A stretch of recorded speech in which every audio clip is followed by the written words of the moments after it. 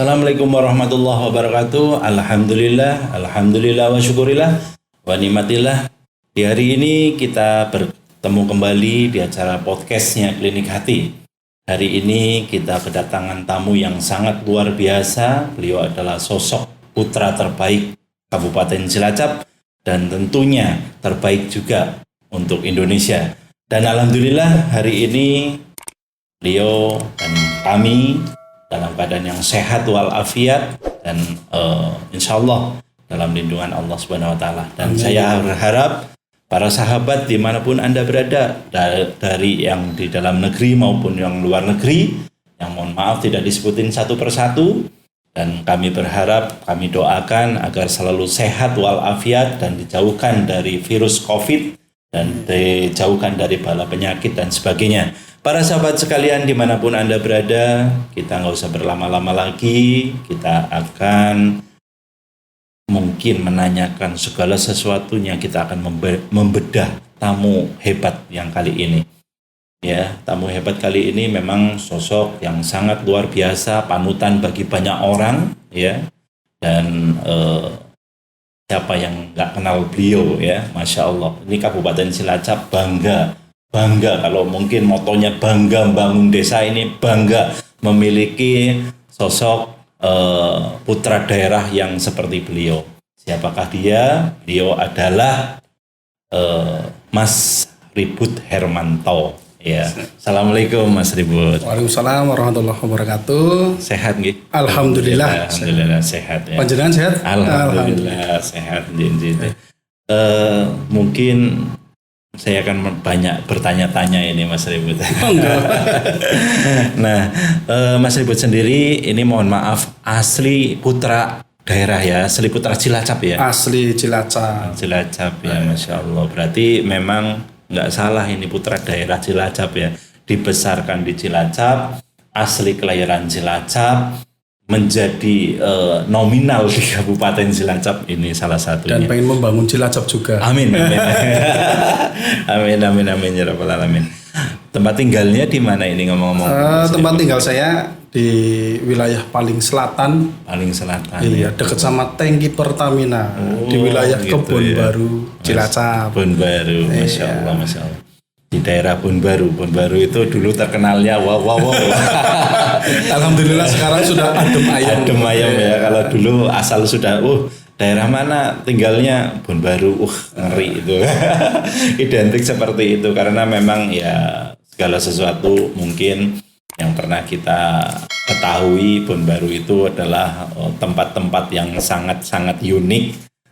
Maka dari itu beliaulah salah satu pelopor ya, salah satu penggerak para pemudanya sehingga mengenal bersolawat, mengenal ngaji bareng, mengenal kegiatan keagamaan dan sebagainya. Itu salah satu pelopornya adalah beliau.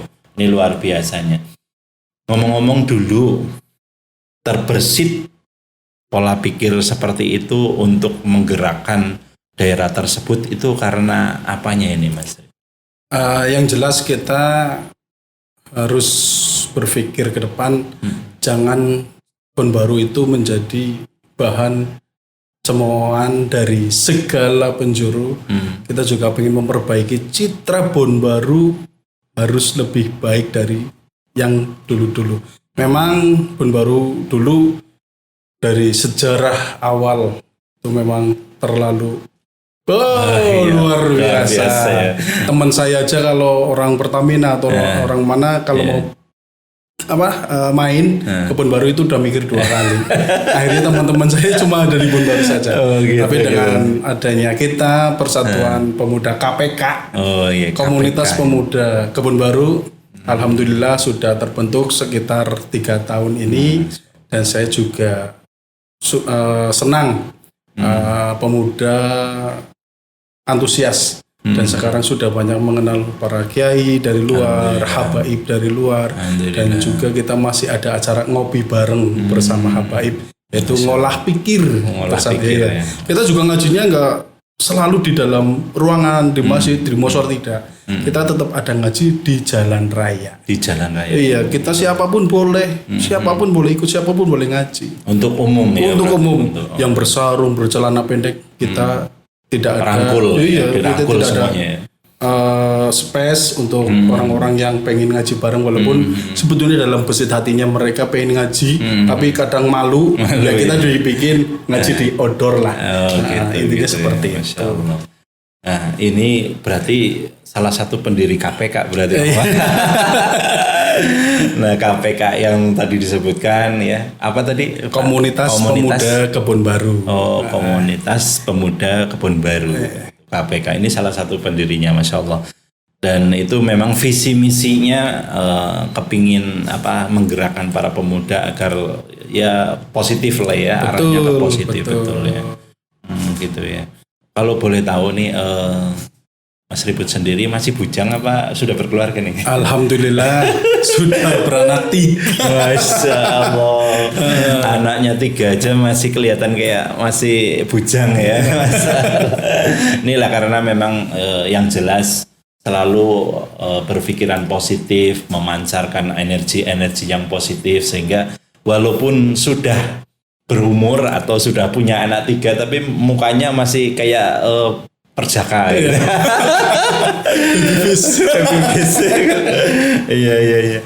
Nah, untuk mulai menjalankan KPK itu salah satunya yang membuat mungkin Mas Ribut sangat-sangat termotivasi itu, banyak nggak kendala-kendalanya ini salah satu? Alhamdulillah untuk sekarang kita untuk kendala paling kita jarang ada pertemuan. Yang jelas kita tetap melibatkan seluruh pemuda yang ada di wilayah Kebun Baru dan sekitarnya. Karena apa? Kenapa saya mendirikan KPK? Dulu ada pemuda dari wilayah Kebun Baru, tapi kan kita tidak tahu dia anak siapa, keturunan siapa. Terus ada lagi satunya lagi keturunan siapa, anak siapa, berantem. Akhirnya disitulah kita tergerak mengapa KPK itu harus dibentuk, karena untuk mempersatukan. Ini loh anaknya si ini loh anaknya si ini. Buat apa kita berantem? Betul. Kalau kita masih satu wadah dalam KPK Kebun Baru gitu loh. Akhirnya dengan adanya seperti ini ya alhamdulillah wilayah kita kondusif gitu. Berarti itu untuk KPK sendiri semua kalangan ya? Semua kalangan, baik yang mungkin udah sepuh atau mungkin udah masih muda, anak-anak dan sebagainya, siapa aja bisa bergabung ya? Betul. Oh gitu ya, Masya Allah ya. Dan ngomong-ngomong ini, Mas Ribut sendiri mungkin selama ini kan secara langsung di lapangan dan ibaratnya mengetuai KPK dan sebagainya, pernah nggak sampai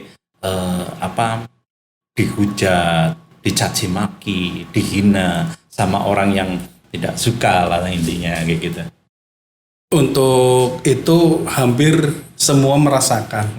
Tapi kita kita tetap berpikiran positif saja lah. Dan istiqomah. Ya dengan berprasangka baik, insya Allah menjadi baik. Amin. Karena apa? Sebetulnya dia pengen seperti saya.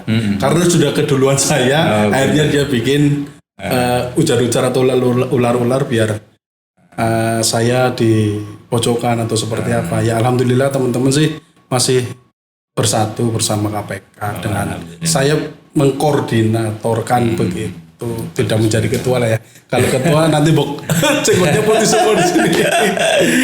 Iya, sekarang kan udah lagi musimnya ini, yang muda yang berkarya. Betul. Yang muda yang sukses, yang muda yang luar biasa. Inilah salah satunya, beliau kan masih muda tapi udah bisa mengetuai seluruh anggota KPK, Masya Allah. Kan dengan adanya seperti ini menunjukkan bahwa yang muda bukan ecek-ecek, tapi yang muda itu justru malah peluangnya lebih besar lagi. Nah, terus untuk selama ini KPK sendiri itu dinaungi atau dalam perkumpulan itu apa aja sih kegiatannya? Iya. Untuk kegiatan yang jelas untuk per 1 bulannya kita ada pengajian rutin. Rutinan. Bisa. Tetap ngajinya kita di outdoor. Itu tidak bisa dipungkiri. Itu kan masyarakat sukanya di luar, nggak mau di dalam masjid atau apa, karena ya mungkin masih malu atau seperti apa, seperti itu. Untuk sosial kita alhamdulillah seringlah mengadakan kegiatan-kegiatan sosial ya untuk menjenguk warga kita yang sakit atau apa, tetap kita prioritaskan Gus. Semua kalau memang tenaga kami dibutuhkan untuk wilayah Pondok dan sekitarnya, insya Allah kami siap. Nah, Mas Ribut ini salah satu memang tokoh masyarakat, para sahabat.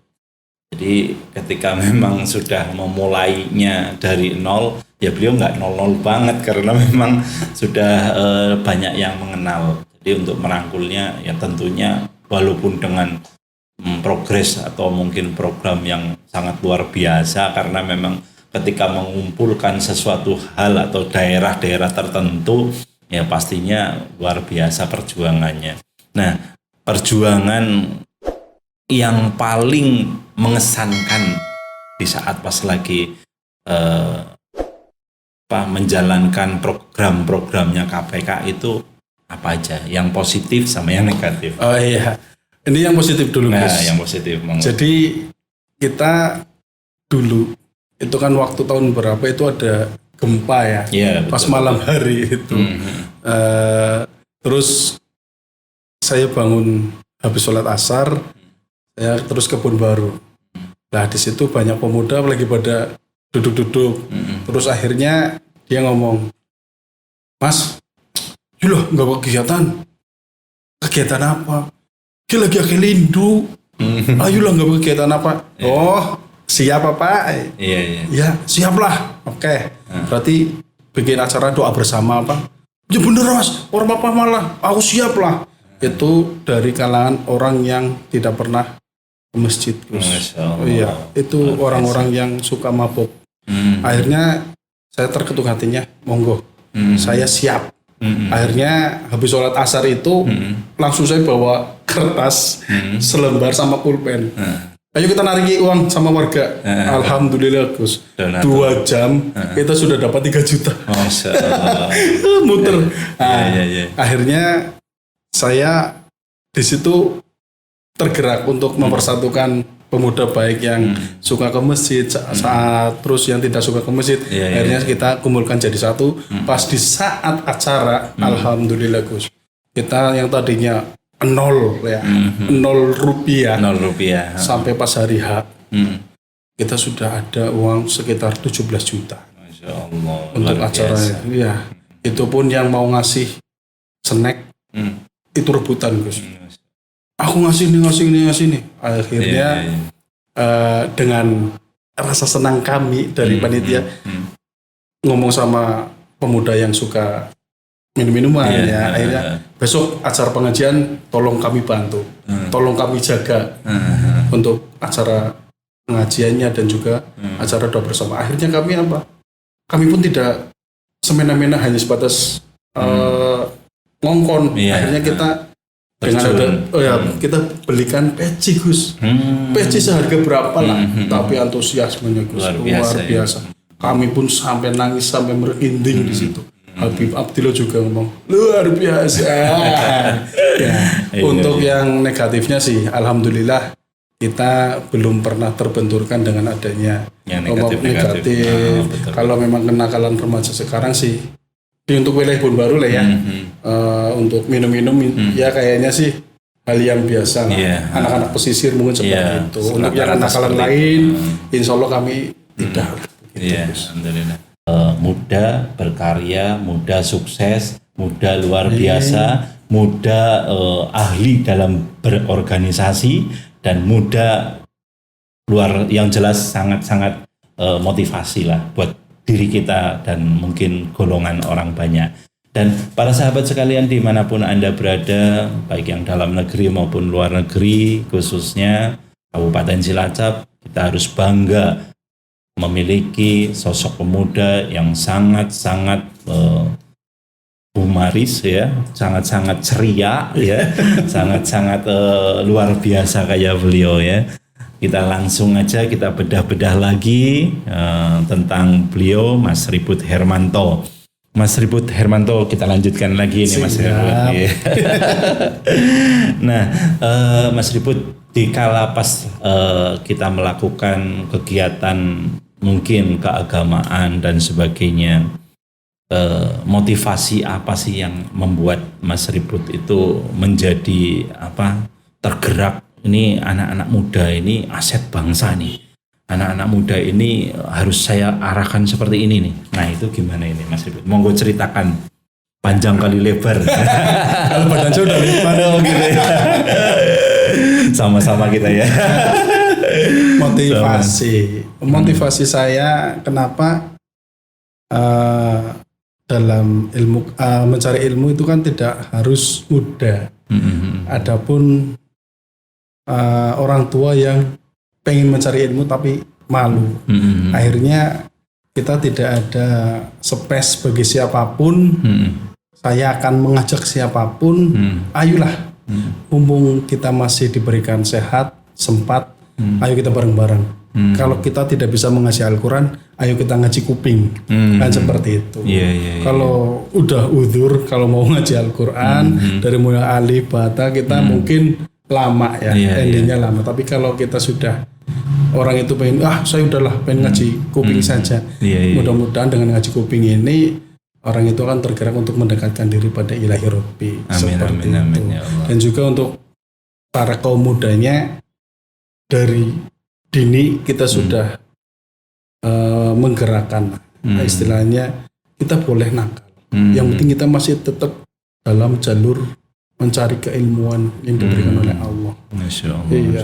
Jadi nakal boleh, tapi ngaji tetap seperti jalan itu. Ya. Iya. Makanya kenapa sekarang pun baru banyak kegiatan sholawatan, pengajian seperti itu.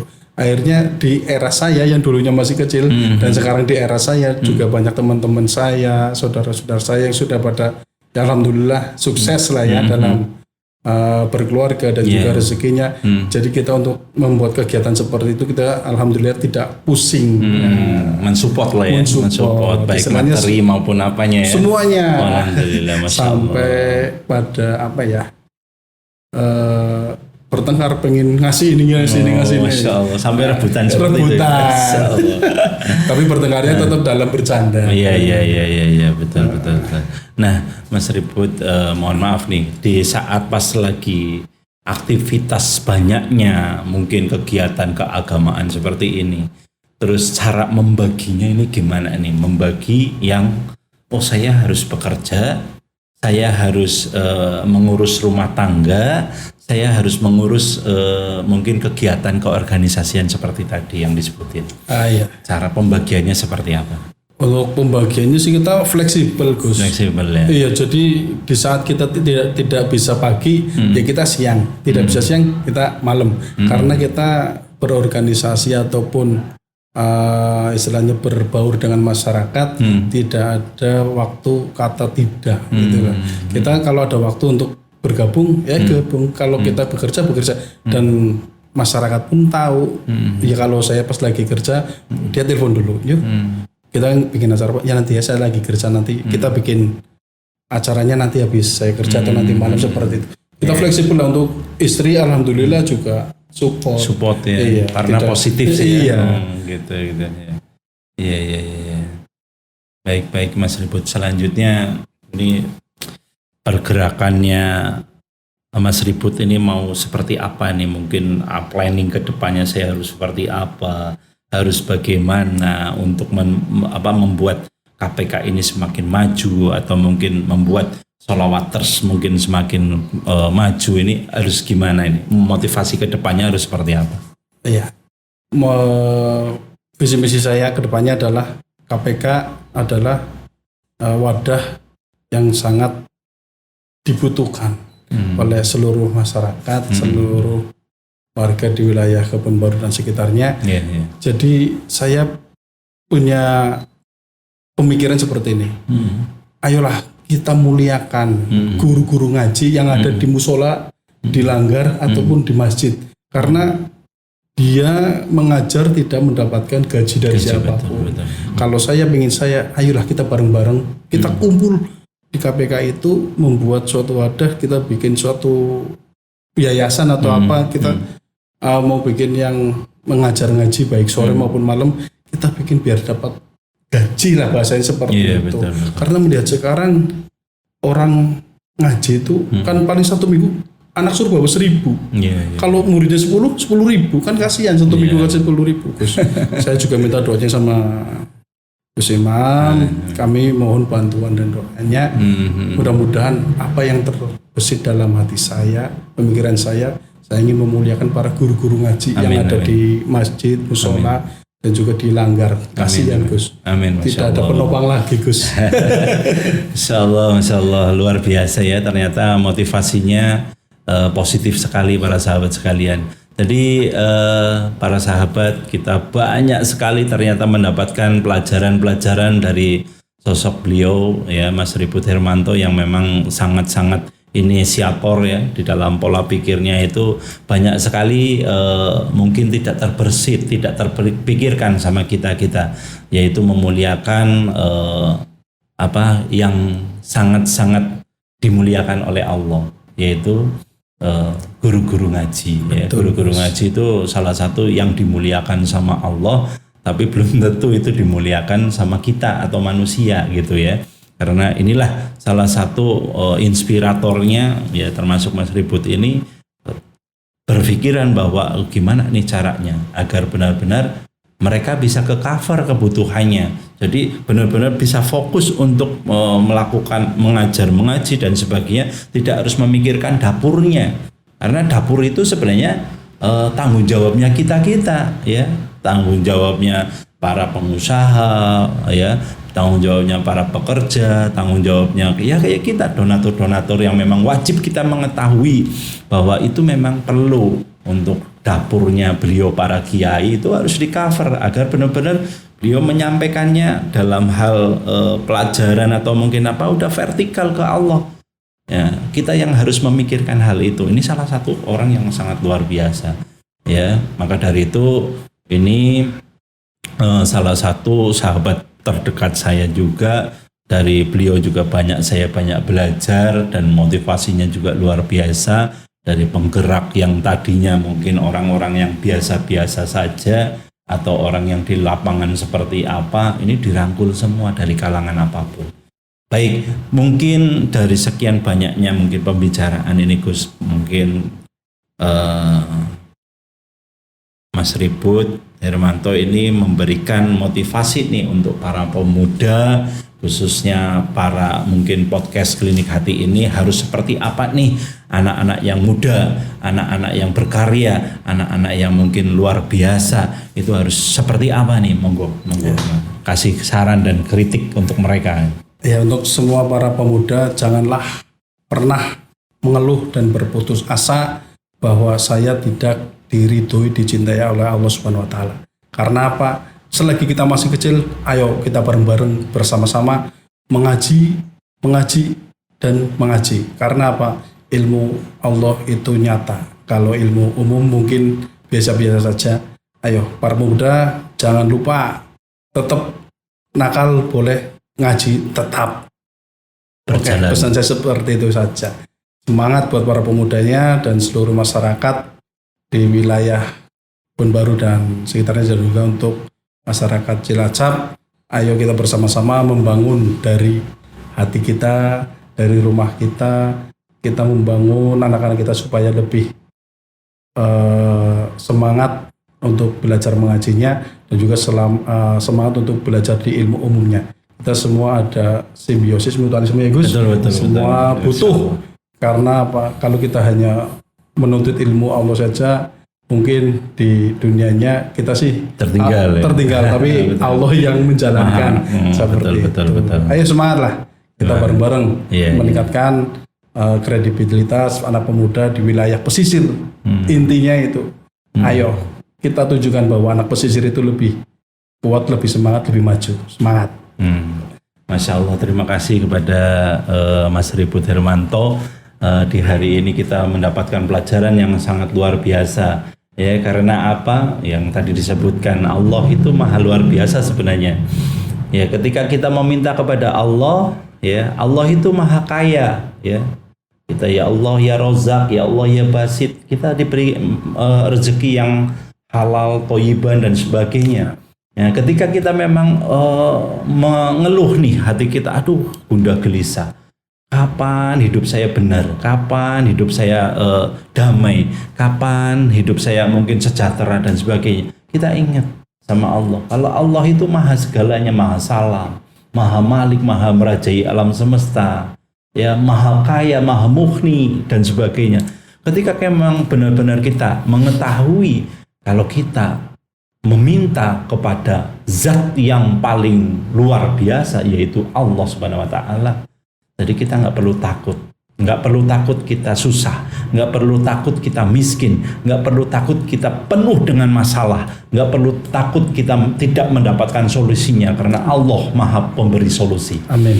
Baik, dari itu saja yang kami bisa sampaikan. Semoga manfaat fid dunya wal akhirah. Amin. Dan insya Allah kita sama-sama akan selalu mengingatkan para sahabat sekalian dan khususnya pada diri kami pribadi agar selalu menjaga kesehatan, menjaga dari virus corona, menjaga dari virus-virus yang lainnya, serta mungkin orang-orang terzolimi. Ya, Masya Allah, ketika kita memang benar-benar dalam kondisi yang sakit dan sebagainya, kita biasa merengek, mengeluh, tapi di saat pas lagi kita sehat, kita nggak pernah mengucapkan terima kasih kepada Allah. Nah, mungkin itu aja pelajaran yang hari ini kita sama-sama belajar, ya. Wabillahi taufiq wal hidayah. Wassalamualaikum warahmatullahi wabarakatuh. Rahayu, rahayu, rahayu.